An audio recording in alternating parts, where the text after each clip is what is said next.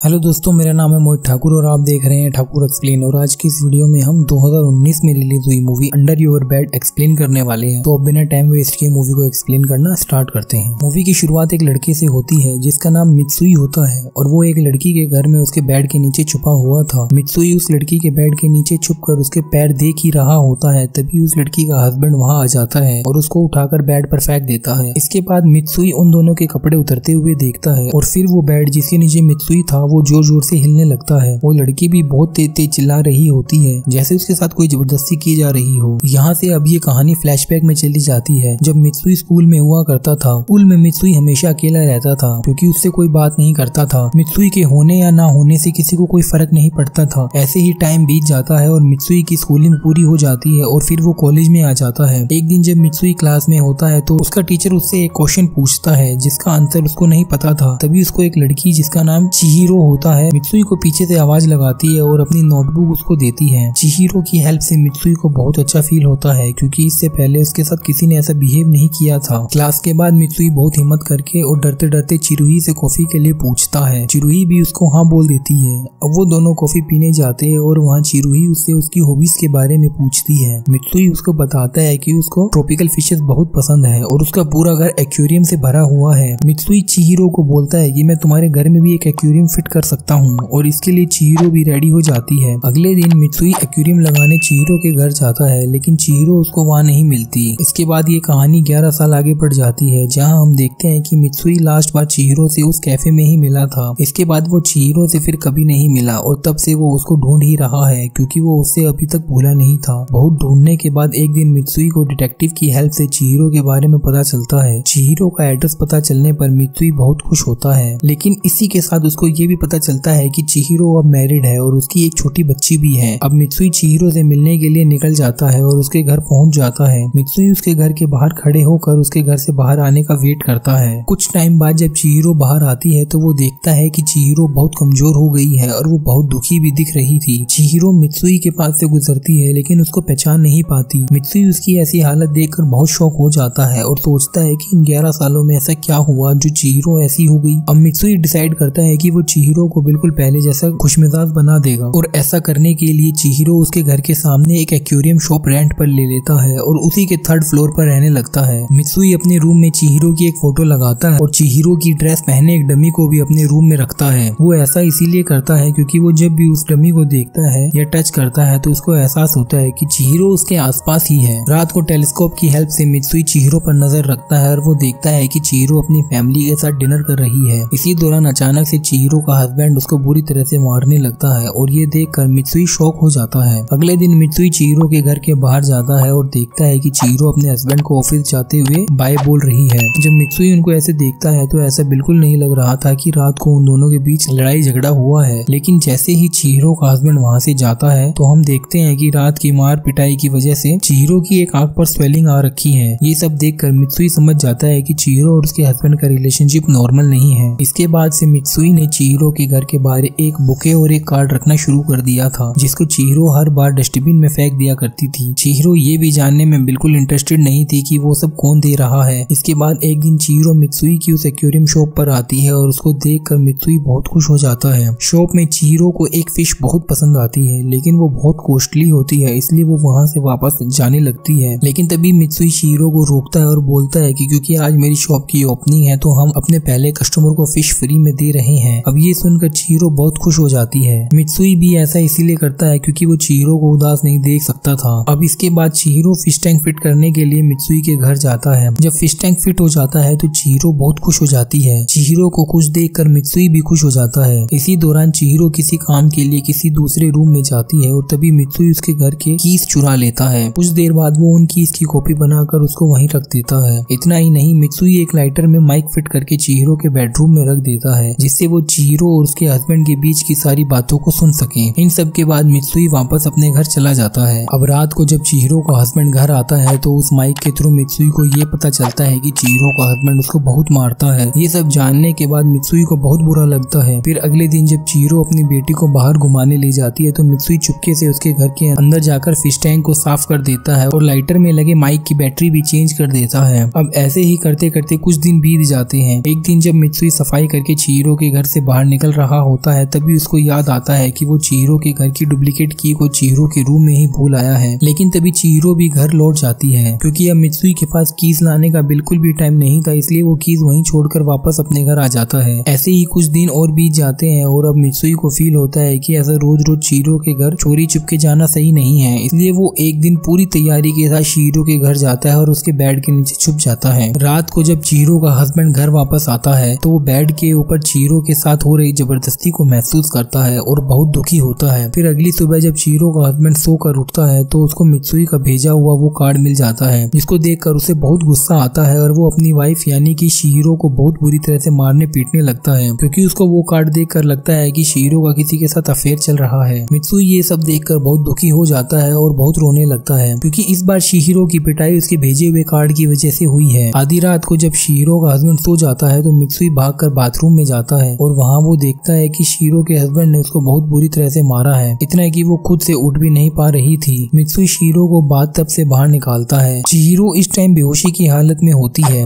इसलिए मित्सुई उसके ऊपर एक ब्लैंकेट डाल के वहाँ से वापस अपने घर चला जाता है। फिर अगली सुबह जब चिहिरो उठती है तो वो अपने ऊपर एक ब्लैंकेट देखती है और उसको देखकर वो समझ जाती है कि कोई है जो उसकी हेल्प कर रहा है। अब वो उठकर अपने रूम में आती है और चिल्लाने लगती है। वो कहती है कि अगर तुम मुझे सुन पा रहे हो तो प्लीज मेरी हेल्प करो। मित्सुई चिहिरो की बात सुन लेता है और अब वो डिसाइड करता है कि अगर अब चिहिरो के हस्बैंड ने उस पर हाथ उठाया तो वो उसको मार डालेगा। फिर अगले दिन हम देखते हैं कि चिहिरो के पास उसकी माँ का कॉल आता है और वो उसको बताती है कि उसके फादर की हालत बहुत खराब है और कभी भी उसकी डेथ हो सकती है। रात को जब चिहिरो का हस्बैंड घर वापस आता है तो उसको सब कुछ बताती है। वो अपने हस्बैंड से कहती है कि उसको अपने फादर से मिलने जाना है, लेकिन उसका हस्बैंड उसको जाने के लिए मना कर देता है। वो कहता है कि तुम कहीं भी नहीं जाओगी और तुम्हारे फादर मरते हैं तो मर जाए, मुझे कोई फर्क नहीं पड़ता। ये सुनकर चिहिरो को बहुत गुस्सा आ जाता है और वो गुस्से में अपने हस्बैंड को एक जोर से थप्पड़ मार देती है। चिहिरो के हस्बैंड को भी बहुत गुस्सा आ जाता है और वो भी उसको मारने लगता है। तभी वहाँ मित्सुई की एंट्री होती है जो पर्दे के पीछे से उनकी सारी बातें सुन रहा था। मित्सुई बहुत ट्राई करता है कि वो चिहिरो के हस्बैंड को जान से मार दे, लेकिन वो ऐसा नहीं कर पाता। वो वापस घर आ जाता है और खुद पर ही गुस्सा होने लगता है। मित्सुई को खुद पर इतना गुस्सा आता है कि वो अपने आप को इलेक्ट्रिक शॉक देता है और वहीं बेहोश हो जाता है। फिर अगली सुबह जब मित्सुई को होश आता है तो वो देखता है कि चिहिरो अपने बच्चे को लेकर उस शहर से जा रही थी। मित्सुई उसका पीछा करने लगता है, लेकिन इससे पहले कि वो उससे पकड़ पाता चिहिरो वहाँ से चली जाती है। इसके बाद चिहिरो जाकर एक होटल में रुकती है। चिहिरो के पास वही लाइटर होता है जिसमें मित्सुई ने माइक फिट किया था और वो नोटिस करती है कि उसमें से कुछ आवाजें आ रही है। चिहिरो उस लाइटर को खोलती है और उसमें से वो माइक निकाल लेती है। चिहिरो को पता चल जाता है कि इसी माइक की हेल्प से मित्सुई उसकी हेल्प कर रहा था, लेकिन वो अभी तक मित्सुई को पहचान नहीं पाई थी। इसी दौरान चिहिरो के होटल के रूम की बेल रिंग होती है और उसको लगता है कि वही आदमी आया है जो उसकी हेल्प कर रहा था, लेकिन जब वो डोर ओपन करती है तो वहाँ उसका हस्बैंड होता है जो उसको फिर से मार पीट कर वापस घर ले जाता है। चिहिरो अपने आप को बचाने की बहुत कोशिश करती है, लेकिन वो कुछ नहीं कर पाती और तभी वहाँ मित्सुई आ जाता है और उसके हस्बैंड को इलेक्ट्रिक शॉक देकर वहीं अनकॉन्शियस कर देता है। इससे पहले कि चिहिरो का हस्बैंड वापस होश में आता, मित्सुई उसको मार डालता है। चिहिरो मित्सुई को देखती है और पहचान लेती है ये तो वही एक्वेरियम वाला लड़का है, लेकिन उसको ये याद नहीं आता है कि मित्सुई वही है जो 11 साल पहले मिला था। फिर अगले दिन मित्सुई पुलिस स्टेशन जाकर खुद को सरेंडर कर देता है। अब चिहिरो मित्सुई से मिलने उसके घर आती है, लेकिन उसको वहाँ कोई नहीं मिलता। फिर वो वहाँ मित्सुई की कुछ कॉलेज की फोटोग्राफ्स देखती है और उसको याद आता है कि मित्सुई वही लड़का है जो उसे कॉलेज में मिला था, जिससे वो लास्ट टाइम कैफे में मिली थी। अब चिहिरो भागकर पुलिस स्टेशन जाती है और मित्सुई को उसके नाम से बुलाती है। अपना नाम सुनकर मित्सुई बहुत खुश हो जाता है और यहीं पर इस मूवी का एंड हो जाता है। अगर आपको इस मूवी की एक्सप्लेनेशन पसंद आई तो इस वीडियो को लाइक जरूर करें और अपने दोस्तों के साथ शेयर करना ना भूले और हमें कमेंट सेक्शन में बताएं कि आपको इस मूवी का एक्सप्लेनेशन कैसा लगा। और ऐसे ही और भी इंटरेस्टिंग मूवी की एक्सप्लेनेशन देखने के लिए हमारे चैनल को सब्सक्राइब करें और बेल आइकन को दबा दें ताकि आने वाली वीडियोस की नोटिफिकेशन आपको टाइम टू टाइम मिलती रहे। और अगर आप अभी और इंटरेस्टिंग मूवीज की एक्सप्लेनेशन सुनना चाहते हैं तो नीचे दिए गए 2 वीडियोस में से किसी पर भी क्लिक करके आप सुन सकते हैं। अभी के लिए अलविदा दोस्तों, हम फिर मिलेंगे न्यू वीडियो में न्यू मूवी की एक्सप्लेनेशन के साथ। तब तक के लिए